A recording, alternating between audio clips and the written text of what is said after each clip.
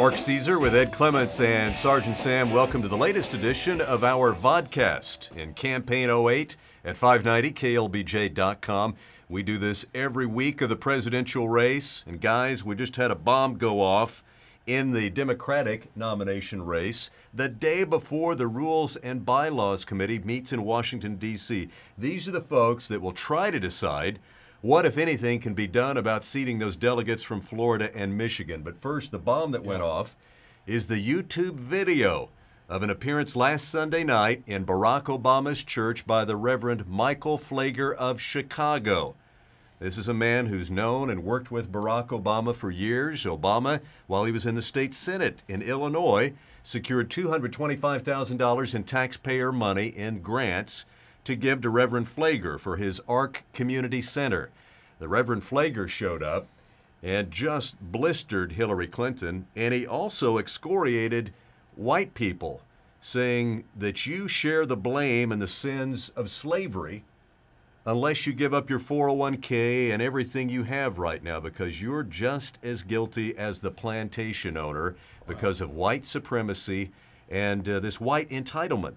So what role, if any, will all of this play in the battle of Obama and Clinton? Alienation. Alienation. What he has done is he has alienated a lot of voters that don't really subscribe to that kind of rhetoric. Who's he? The priest. Reverend Flager. Flager, okay. Yeah. The priest has really come out and been very divisive in his statements.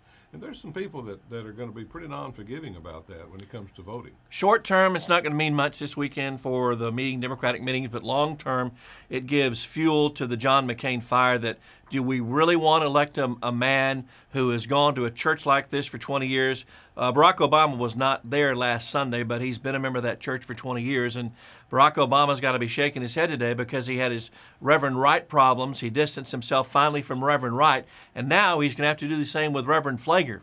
And Flager was a political advisor on his campaign. Yes. So you can't say that I just went in church, sat in the pew, and didn't realize that's what it was all about. He was a volunteer advisor on a committee, and Flager recently resigned voluntarily, so he's not on Obama's campaign.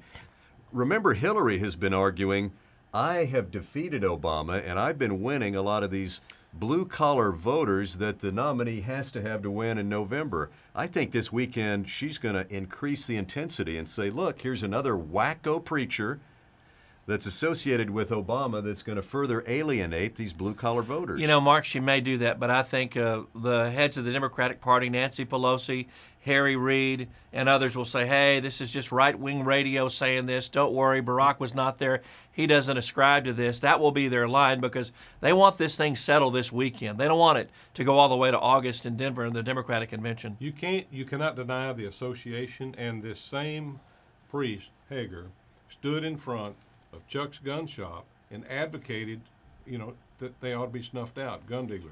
Legislature. He did that in Chicago, right? In Chicago, yeah, about a year ago. ago. The owner of that particular gun shop, which is near his church, right. St. Sabina Catholic Church in South Chicago. Yeah. He was speaking to a crowd and he said, we ought to snuff out the owner of this gun store because he's selling guns that lead to crime and death in our community. And that, to me, that's so inappropriate.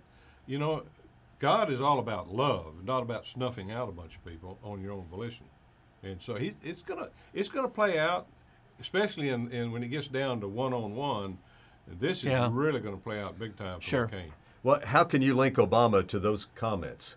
Why do you hold Obama responsible for what Flager said? For the simple reason he was on his advisory. He had preached in his church, and he was connected with him from campaign donations from the priest to him.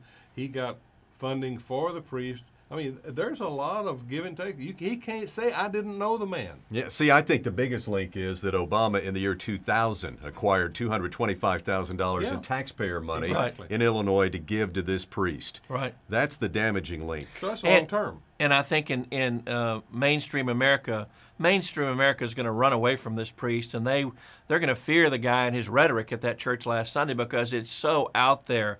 And really, I don't think it's appropriate for a church to be talking about that much politics in a church. How in the world does he maintain his C3 status with IRS, his tax-exempt status, and be that political. And Wow. he really mocked Hillary, talking about how she believed she was entitled to the presidency because she was Bill's wife and because she was a white person. Yeah. That's inflammatory too, and I think that Bill and Hillary have to be steaming over that one. A lot of what he said there is true, though. Well, she felt like I believe she was entitled because Bill was her. There is some entitlement I think on the white mentality. issue, I don't think that's incorrect. But Right. she probably felt like she was entitled to being First Lady and being a U.S. Senator. And Harry Reid indicated that by this time next week, this race will all be over. And if necessary, he, Nancy Pelosi, and Dean will Howard step in, and they're going to put a rest to all of this. It will not go all the way to the convention. Are they going to rewrite rules to do that? Are they just going to change the rules? They're going to force the superdelegates who are uncommitted up their mind. to step up and Yeah. make up their mind. Okay, you vote this way. Is that it? No, they're just going to say, make up your mind. Tell us where you stand. Where in the rules does it say they have to do They it don't. before the convention? They They don't. don't. It's And- not in the rules. And that's what Hillary's going to argue, too, because Hillary wants this to last as long as it can. Sure. And as long as Barack Obama over the summer keeps damaging himself or his friends and cohorts continue to damage herself, that will give Hillary credence in August to say, I want to be the nominee. I can beat John McCain. He can't. About the time we think that everything's been uncovered, up pops Sure. Chris Hager. Yeah. What's next? That's the interesting part. What is next? Is it going to be something on Hillary? Is it going to be something on Barack? It's a circus. All right, the next time we come to you via this vodcast, Puerto Rico will have finished its primary. All of the primaries will be over. Puerto Rico's the last one on June 3rd. So the next edition of this vodcast ought to be a lot of fun and very interesting. Thanks for joining us. I thought you were going to say we're going to do this next podcast in Puerto Rico. I got a little excited there. Yeah. I'll work on that. We'll see if upstairs will cover the cost There on you that. go. And be sure to join us weekday mornings on the radio, 5:30 to 10. Mark, Ed, and Sergeant Sam on KLBJ. Thanks a lot. Ta-da.